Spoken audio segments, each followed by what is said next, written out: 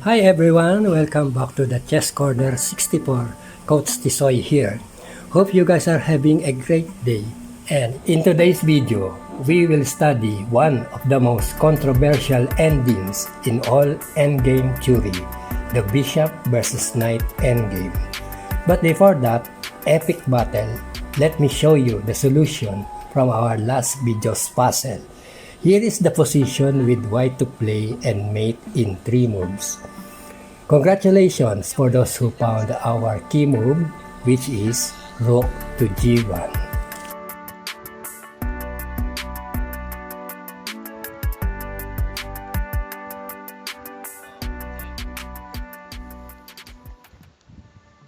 Moving on to our exciting lesson for today, the Bishop versus Knight endgame.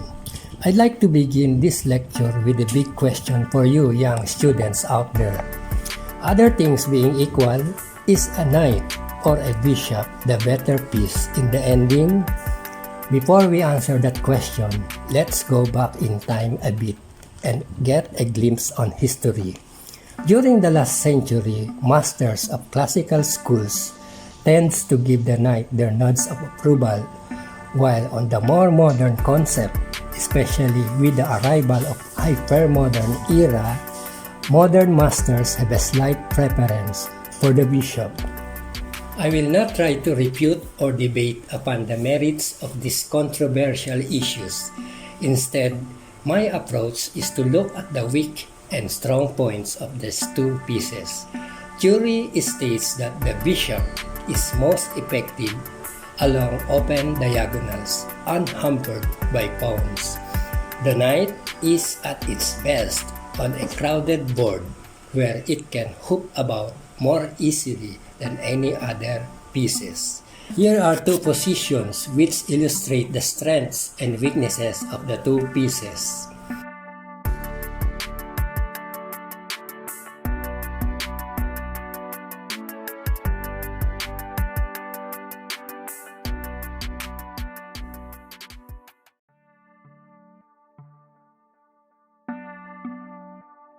Our next example shows the other side of the picture. Here we are following the game Suberev Alexandriev, Moscow, 1915.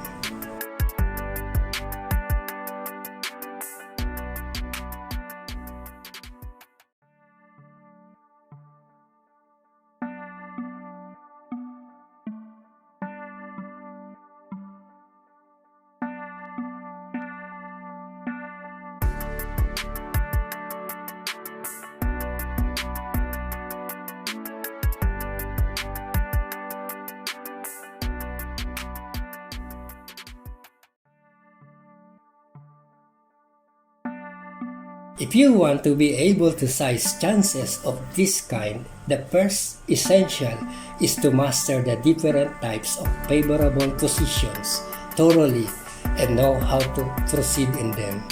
Then you will be able to recognize possibilities of an early stage and also know how to exploit them. It is best to understand theory by considering other practical examples. I have chosen a game played by 2 strong grandmasters as the most likely model game for you guys to understand the theory of bishop versus knight endings much better and to show some of the ways in which plans are developed. This is Baganyan versus Donsenko, Dubna, 1973. Let's see. Knight f3, c5. The move knight f3 is very transpositional. For example, if white now plays e4, we have a Sicilian. Let's go. c4, knight f6, knight c3. Things are shaping up. Are we going to see a symmetrical English? e6. This move and g6 will lead to several options and structures for both white and black. Now, to mention the sidelines, a player has to consider when choosing an opening lines he intends to apply during the contest. Let's proceed. e3, knight c6, d4, d5. Finally, the guessing game is over. We have a rush defense of the Queen's Gambit decline on the board, guys. a3. All book so far, all this has been met with often enough before. Knight e4. Here, black has many options in this game. He tries to facilitate the defense by exchanges. Queen c2, knight takes c3, queen takes c3, c takes d4, e takes d4, bishop e7. This instinctive move is a serious error, guys, which is the prime cause of all the later difficulties for black. More precise is d takes c4 first, because after bishop takes c4, bishop e7 with an approximately equal game. c5. Just at the right moment, white intends to create a queenside pawn majority, a typical procedure in handling a bishop versus knight ending in this position.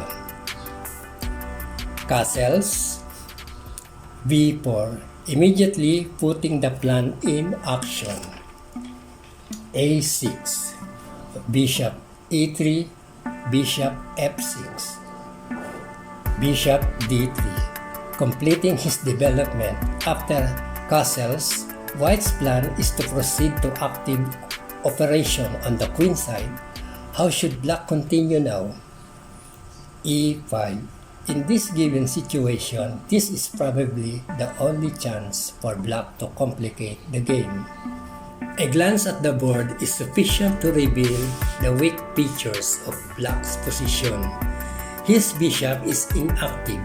Also, the organic defect of black's pawn's formation on the queen side is a consistent cause of concern. Bishop f5, knight e5.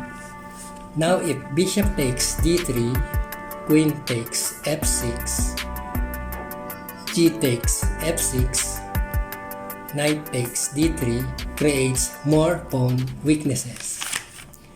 Queen takes e5, bishop takes f5, rook a to d8, rook a to e1. White developed another piece with gain of tempo. Queen to d4, the point. Black seek further exchange to ease the pressure, hoping to get some sort of counterplay along the d file. Rook e8 check. It transpires that black cannot hold the d file after all. King to g7. Rook takes d8. Rook takes d8. h4. King f6. Rook to d1. Offering an exchange which black cannot refuse because of the possible rook invasion on d7. Rook takes d1. Bishop takes d1. Finally, we arrive at the position we are looking for, the bishop versus knight endgame, which is our main discussion, becomes a reality. King e5, king e3, h6. Black decides to wait and see. g4, f5, g takes f5, g takes f5, bishop f3, tying the black knight to the defense of the b6 pawn. f4 check, king to d3, knight d8, a4. This signals the end. This position is highly instructive. White's natural plan of a4, b5 is in his power. The queenside pawn majority breaks into opponent's camp. Knight c6, king c3, king e6. It is difficult to suggest anything better So black stays on his waiting policy. b5, a takes b5, a takes b5, knight e5. It was difficult to decide on giving up the b7 pawn, but the possible continuation confirmed that black's position is also hopeless. So black has to think of something else. Bishop takes b7, f3, king to d4, f2, bishop g2, knight g4. So this is the move black saw to keep his game going, but his threat is now knight h2 followed by queening the f-pawn on f1. But this comes too late. b6, king to d7, c6 check, king to d6. All these moves are forced. c7, king to d7. Black is forced to step into this square, otherwise the pawn will resurrect into a white lady. Bishop h3, h5, king c5. Black has no moves, so black resigns. If he plays king c8, king c6, f1 queen, b7 check is too pretty. Let us summarize the lessons we have learned today. Number 1, the bishop is most effective in open positions. Number 2, the knight is at its best on crowded board. Number 3, understanding the kind of a plan a position needs. Number 4, understanding the kind of play your ending requires. We come now to our puzzle portion. This is the position, guys. And again, I'd like you to solve this without using your engines. Why to play here and mate in 3 moves. Okay guys, hope you like this video. Hope you learned something. Hope this will be beneficial for you when playing your endgame play. Thank you for your time watching. Let me know your thoughts by hitting the comments down below. Please like and subscribe, and I'll see you all in my next lesson. This is Coach Tisoy signing off.